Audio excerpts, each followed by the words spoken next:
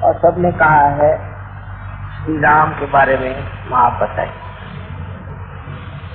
आप जानते हैं हमारे चक्रों में श्री राम बहुत महत्वपूर्ण स्थान दिए हैं। आपके पिता के कर्तव्य में या उसके प्रेम में कुछ कमी रह जाए तो ये चक्र कार्य, जैसे कि वो पूरी तरह से मनुष्य रूप धारण करके आए थे। वो ये भी भूल गए थे कि मैं श्री विष्णु का अवतार, भुला दिया गया। किंतु सर्व संसार के लिए वो एक पुरुषोत्तम राम थे कि बचपन का जीवन सब आप जानते हैं और उनकी सब विशेषताएं आप लोगों ने सुन रखी। हम लोगों को सहयोग में ये समझ लेना चाहिए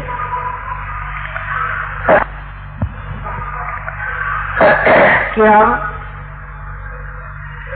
किसी भी देवता को मानते हैं और उसको हम अपना आराध्य मानते हैं तो हमारे अंदर उसकी कौन सी विशेषताएं आई हैं, कौन से गुण हमने प्राप्त किए।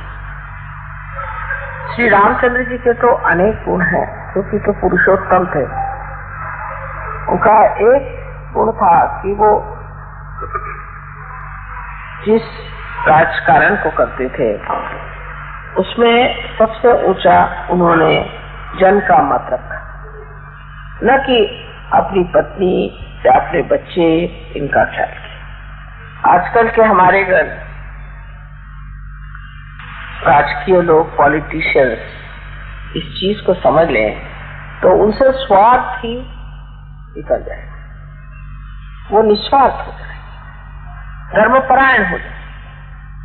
किंतु श्री राम की जो प्रतिमा है वही आज तक किसी ने भी अपनाने का प्रयत्न नहीं किया। उल्टे उनके भजन जरूर गाएंगे, उनके नाम से बहुत बड़े बड़े ऑर्गेनाइजेशन बने हैं, राम मंदिर बनाएंगे, लेकिन ये सब बना लेने से क्या श्री राम आपके अंदर प्रवेश कर सकते हैं?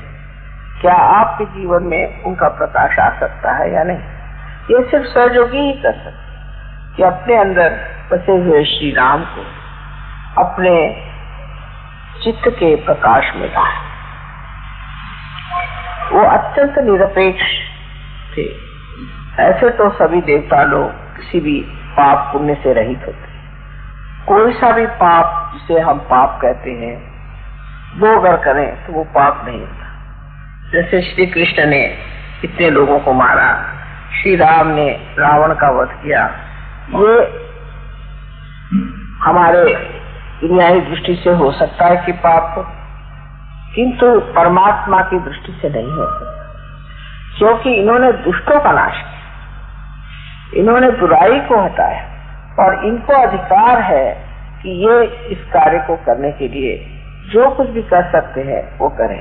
जैसे देवी ने राक्षसों को संहार किया, राक्षसों का संहार किया तो कोई कहेगा कि देवी ने पाप किया, किंतु उनका कार्य ही ये है कि वो राक्षसों का संहार करे और जो साधु है उन लोगों को संभाले। श्री रामचंद्र जी के जीवन में एक अहिल्योद्धार बहुत बड़ी चीज है। उन्होंने अहिल्या का उद्धार किया क्योंकि उसके पति ने उसे शापित कर दिया था।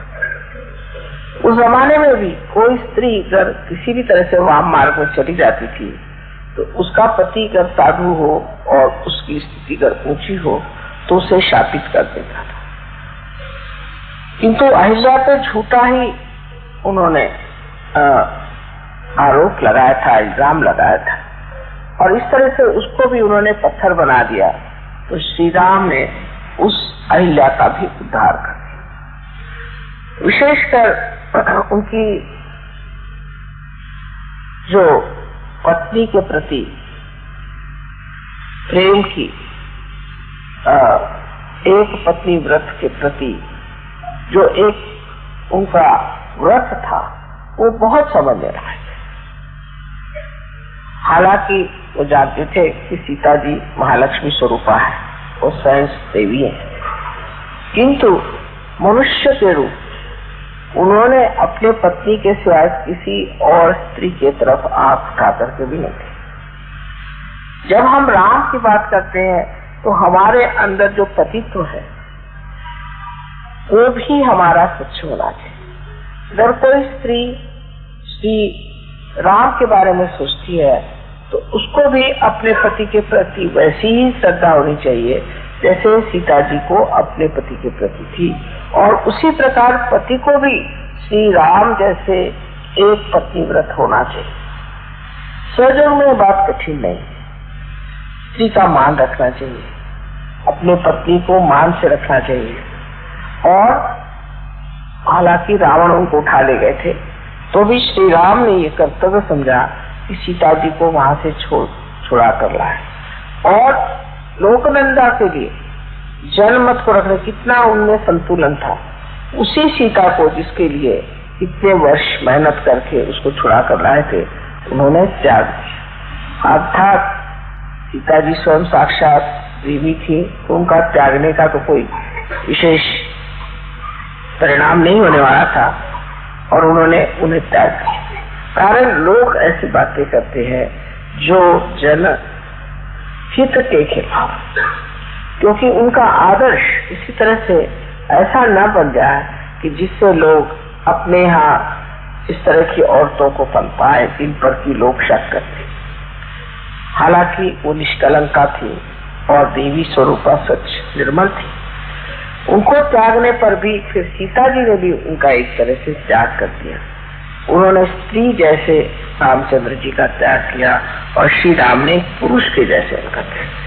सीता जी स्वयं ही पृथ्वी में समा गई और फिर अंत में श्री राम जी ने भी सरयू नदी में अपना देह त्याग किया। इस प्रकार इनका जीवन अत्यंत घटनात्मक और बड़ा चमत्कारपूर्ण है। सारे जीवन में देखिए तो सीता और राम का आपस का व्यवहार और उनका एक दूसरे के प्रति श्रद्धामय रहना। हालांकि उन्होंने सीता जी का त्याग किया था, पर सीता जी ने सोचा कि ये उनका परम कर्तव्य है और उन्होंने कभी उनकी बुराई नहीं, उनके बारे में कभी बुरा नहीं कहा और बड़ी सुगमता से अपने बच्चों को चलाया, उनको पनपाया, उनको बढ़ावा दिया।